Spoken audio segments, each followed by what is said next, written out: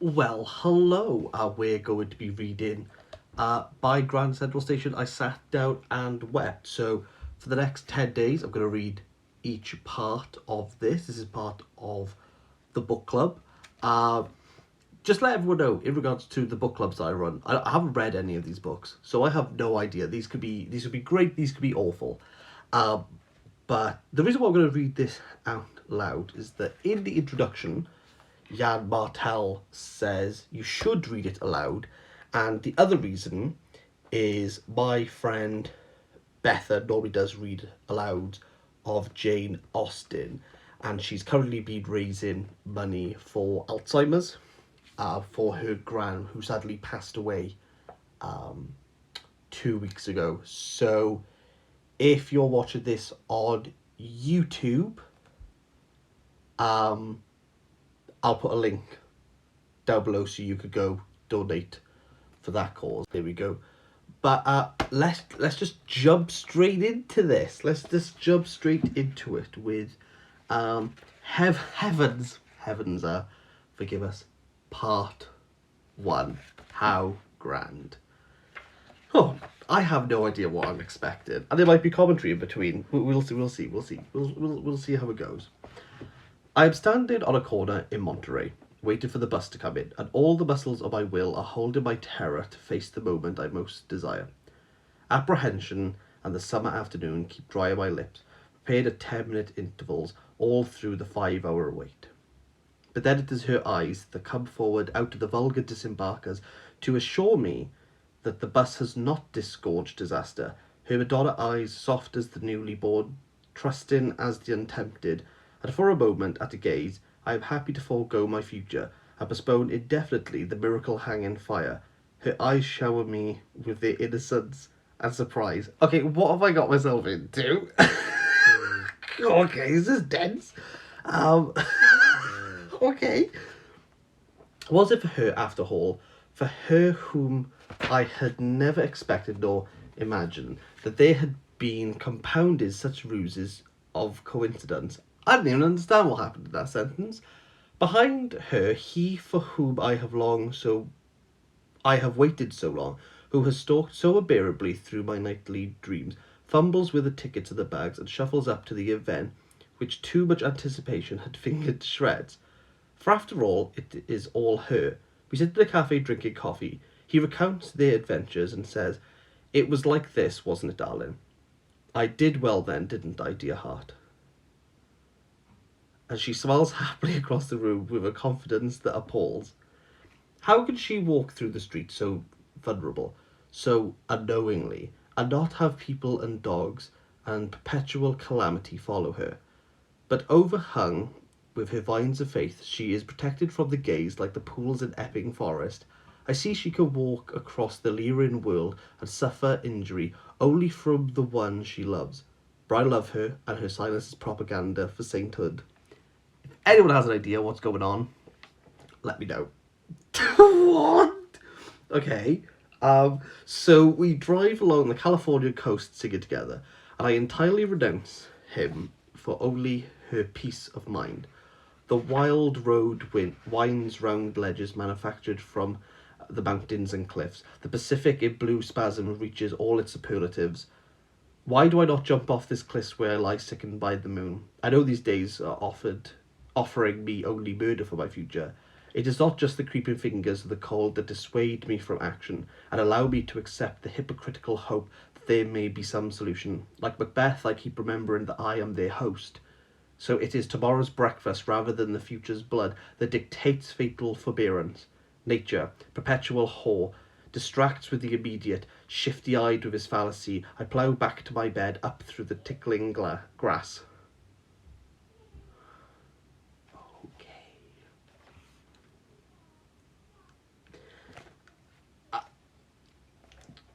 I'm a bit out of my depth here. What? So through the summer days, we sit on the California coast drinking coffee on the wooden steps of our cottages. Up the canyon, the redwoods and the thick leaf hands of the castor tree forebode disaster by their beauty, built on too grand a scale. The creek gushes over green boulders into pools no human ever uses, down canyons into the sea.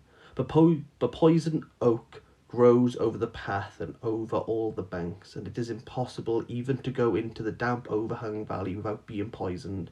Later in the year it flushes scarlet, both warning of a recorded fatality. Between the canyons, the hillsides steep and crop to the cliffs that isolate the Pacific. They change from gold to silver, grow purple and massive from a distance, and disintegrate downhill in avalanches of sand. Round the doorways, double-sized flowers grow without encouragement, lilies and nasturtiums in a bank down to the creek, roses, geraniums, fuchsias, bleeding heart hydrangeas. The sea blooms, the stream hushes loudly. Where the sea otters leave their playing under the cliff, the kelp in amorous coils appears to pin down the Pacific. They are rattlesnakes and widow spiders and mists that rise from below, but the days leave the recollection of sudden flowers. Day deceives, but at night no one is safe from hallucinations. The legends here are all of blood feuds and suicide, uncanny foresight and supernatural knowledge. Before the convict workers put in the road, loneliness drove women up to the sea. Tales were told to the convicts, how some went mad along the coast, while others became hypnotized by it, and, when they were released, returned to marry local girls. It's very beautiful. It's very beautiful.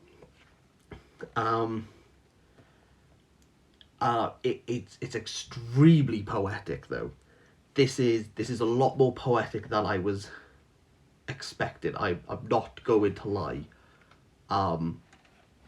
It's very easy to roll off the tongue, though. The long days seduce all thought away, and we lie like the lizards in the sun, postponing our lives indefinitely. But by the bathing pool or on the sand hills of the beach, the beginning lurks uncomfortably on the outskirts of the circle, like an unpopular person whom ignoring can keep away. The very silence, the very avoiding of the intimacy between us, when he was only a word, was able to cause me sleepless nights and shivers of imitation, is the more dangerous. Our seeming detachment gathers strength. I sit back impersonally and say, I see human vanity, or feel myself full of gladness because there is a gentleness between him and her, or even feel irritation because he lets her do so much of the work, sits lolling while she chops woods for the stove. But he never passes anywhere near me without every drop of my blood springing to attention. My mind may reason that the tenseness only registers neutrality, but my heart knows no true neutrality was ever so full of passion. One day along the path he brushed my breast in passing, and I thought, does this efflorescence offend him? What a word! Efflorescence. Wonderful stuff. And I went into the redwoods brooding and blushing with rage. Bushing with rage is a very different thing. To be stamped so obviously with femininity and liable to humiliation, worse than Venuses and Adonises, purely by reason of my accidental but flaunting sex. Alas, I know he is the hermaphrodite whose love looks up through the apple tree with a golden intermittent face. While we drive along the road in the evening, talking as impersonally as a radio discussion, he tells me a boy with green eyes and long lashes, whom I'd never seen before, took me into the back of a print shop and made love to me, and for 2 weeks I went around remembering the numbers on the bus conductors' hats. One should love being whatever their sex, I reply, but withdraw into the dark with my obstreperous shape of shame?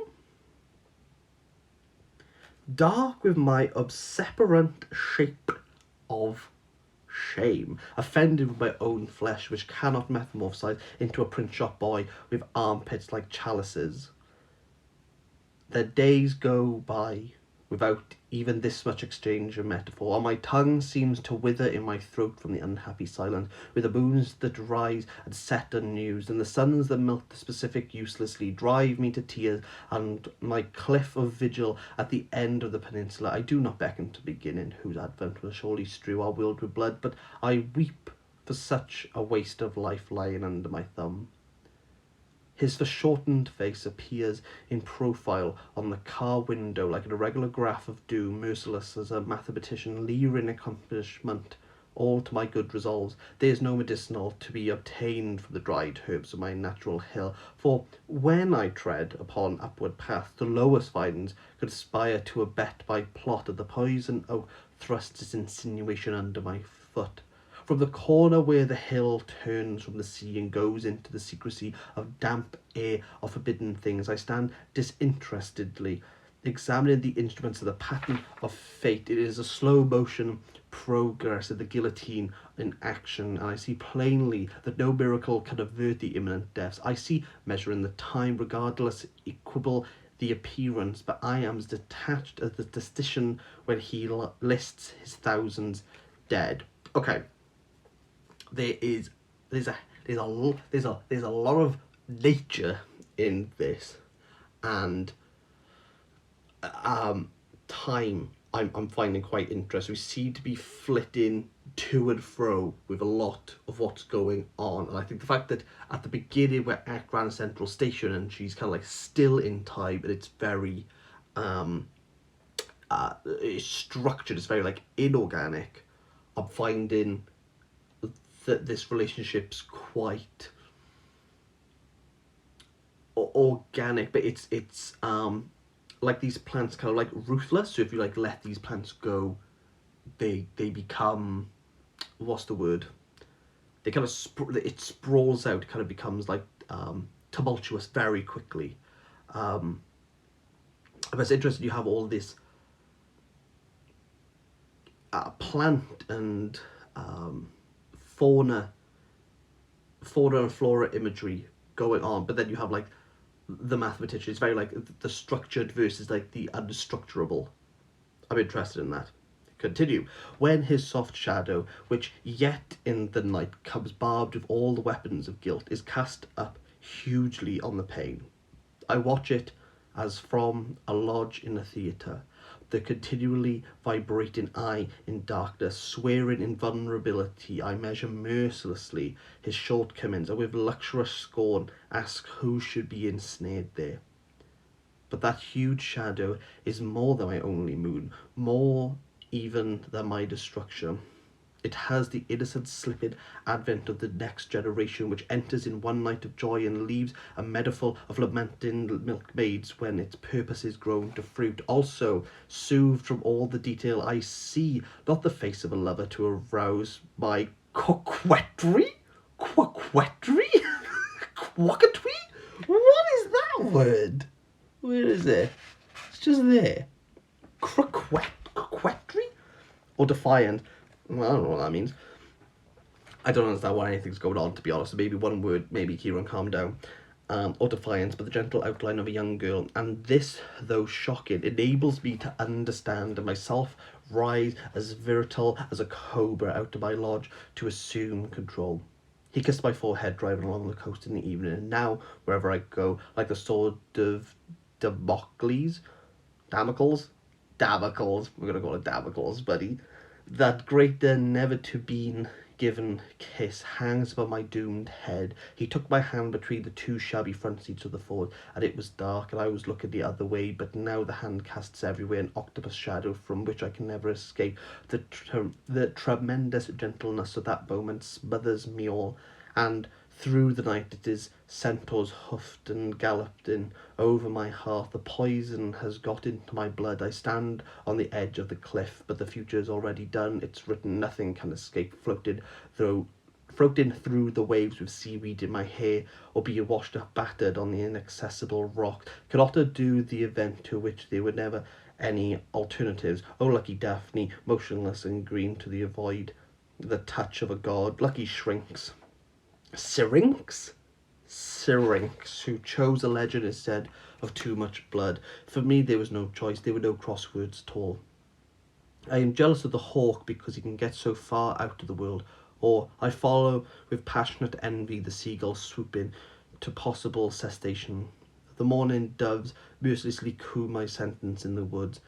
They are the hangmen, pronounced my sentence in the suitable language of love. I climb above the possessive clouds, the squat over the sea, but the poison spreads. Naked, I wait. Before we carry on, did she try to kill herself? Is that what happened? Or was she like contemplating like throwing herself off this cliff? Um, because of that, is that what I got out of there?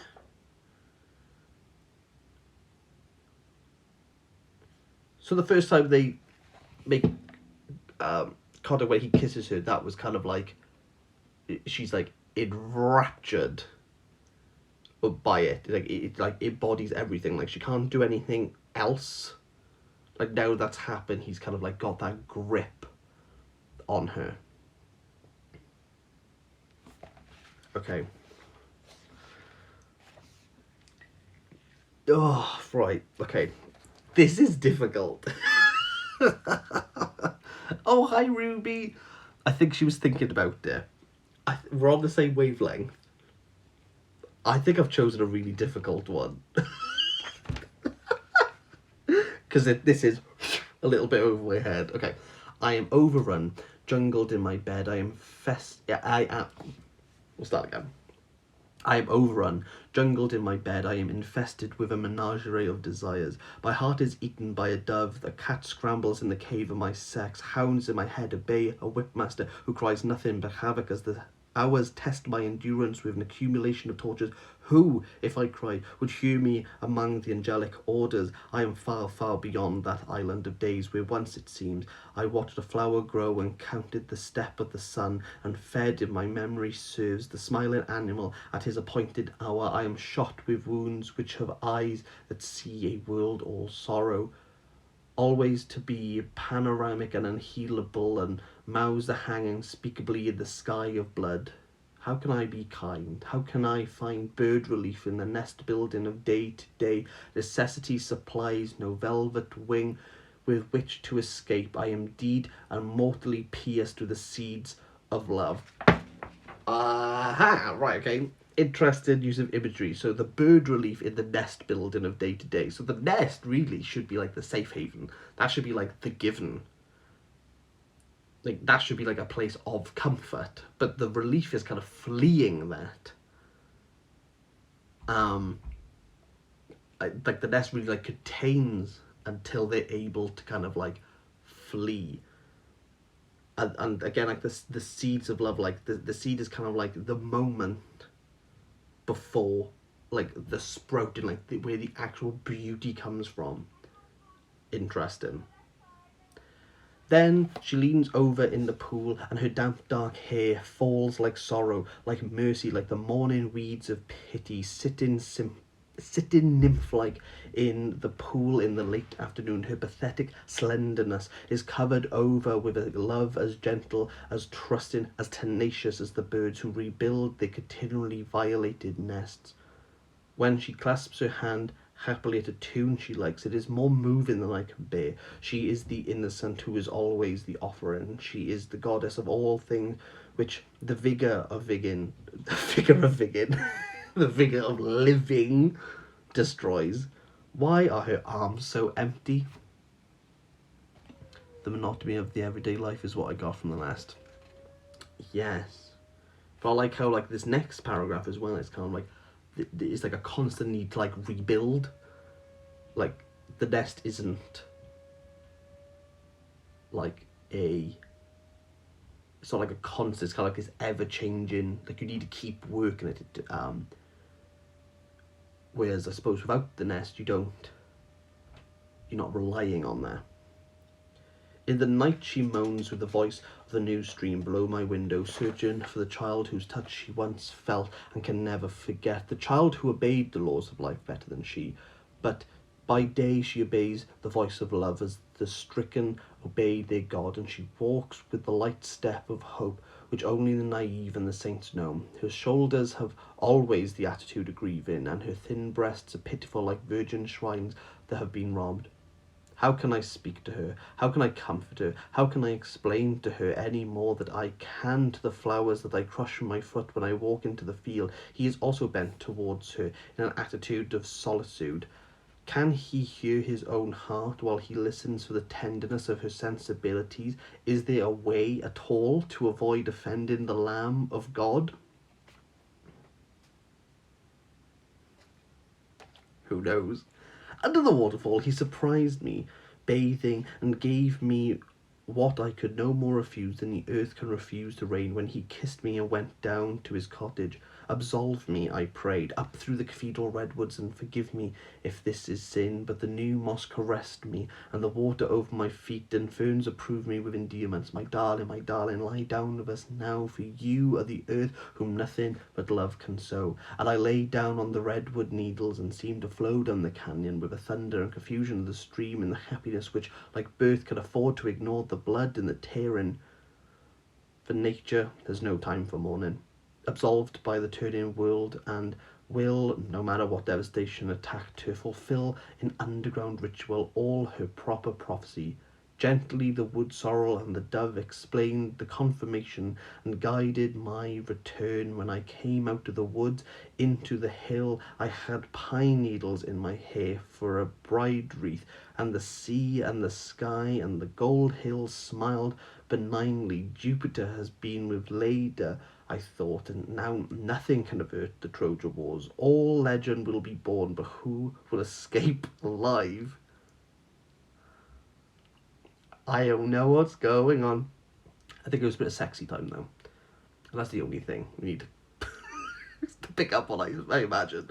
But what can the wood sorrel and the morning dove, who deals only with eternals, know of the thorny sociabilities of human living, of the pressure of the hours of waiting, silence and inactive, weigh upon the head with physical force to suffocate the simplest daily pleasantries? A torture and a Samsung effect is needed to avoid his glance that draws me like gravity for excuse.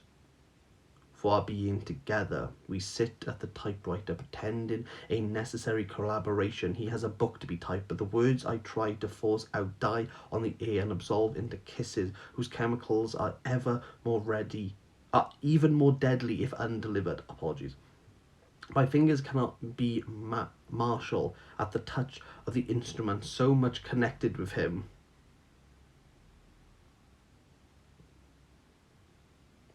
Just say. The machine sits like the temple of love among the papers we never finish, and if I awake at night and see it outlined in the dark, I am electrified with memories of dangerous propinquity. Propinquity. Lovely word. The frustrations of past postponement can no longer be restrained. They hang ripe to burst with the birth of any moment. The typewriter is guilty with love and foulery with shame, and to me it speaks so loudly I fear it will communicate in its decency to casual visitors. How stationary life has become, and the hours impossibly elongated. When we sit on the gold grass of the cliff, the sun between us insists on a solution for which we search in vain, but whose urgency we feel unbearably. I never was in love with death before, nor felt grateful because the rocks below could promise certain death, but now the idea of dying violently becomes an act wrapped in attractive melancholy and displayed with ever blandishment. Why are we using the word blandishment more? I want to use the word blandishment more. Blandishment, beautiful word. For there is no beauty in denying love, except perhaps by death. And towards love, what way is there? To deny love and deceive it meanly by pretending that what is unconsummated remains eternal, or love sublimated reaches highest to heavenly love, is repulsive, as the hypocrite's face is repulsive when placed too near the truth, farther off from the centre of the world, of all worlds. I might be better fooled, but can I see the light of a match while burning in the arms of the sun? That's a bad boy sentence. That's a bad boy sentence. Can I see the light of a match while burning in the arms of the sun?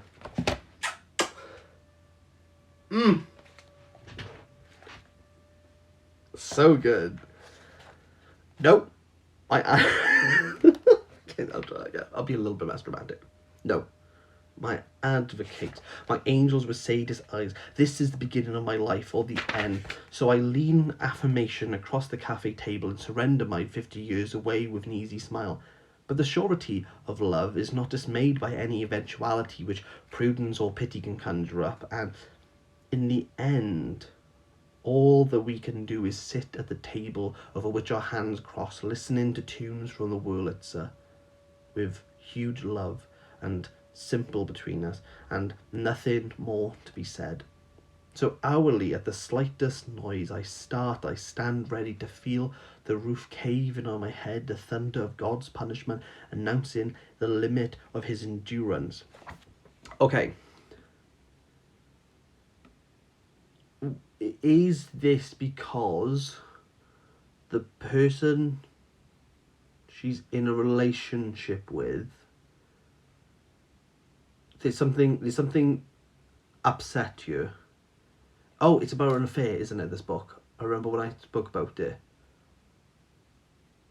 Okay, so she feels as though what she's done is like wrong in the eyes of God, or she feels as though there's some moral dilemma about seeing this man who is in a relationship or married. I'm guessing, but I'm thinking that. And we're back. She walks lightly, like the child whose dancing feet will touch off gigantic explosives. She knows nothing, but like autumn birds feel foreboding in the air. Her movements are nervous. There are drafts in every room, but less wise than the birds whom small side sends on 3,000-mile flights. She only looks vaguely out to the Pacific, finding it strange that heaven has, after all, no Californian shore. I have learned to smoke because I need something to hold on to. I dare not be without a cigarette in my hand. If I should be looking the other way when the hour of doom is struck, how shall I avoid being turned into stone unless I can remember something to do which will lead me back to the simplicity and safety of daily living? It is coming. It could be it could just be IT, a computer. It's not.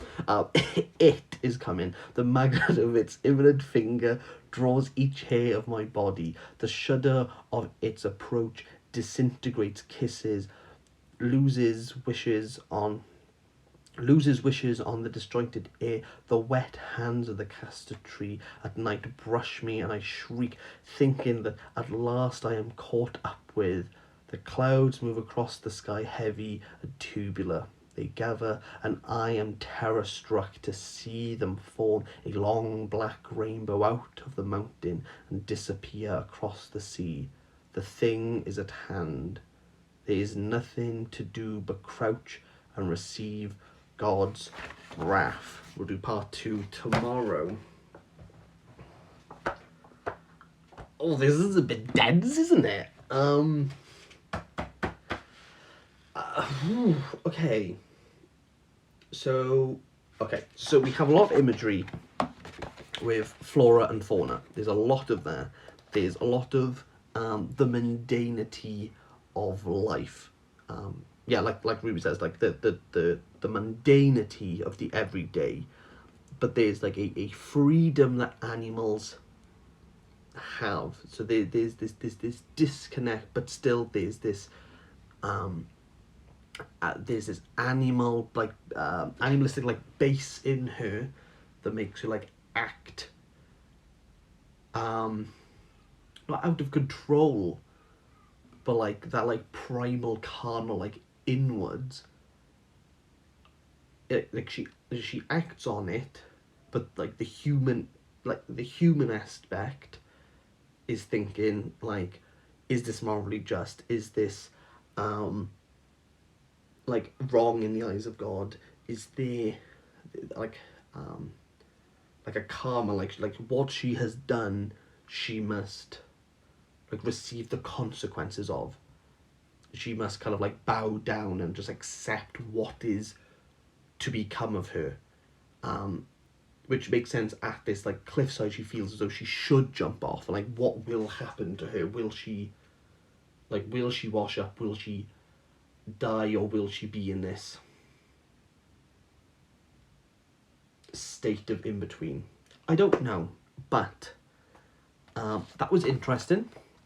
And I will be back tomorrow to do part 2. I smacked that in my eye. God darn it.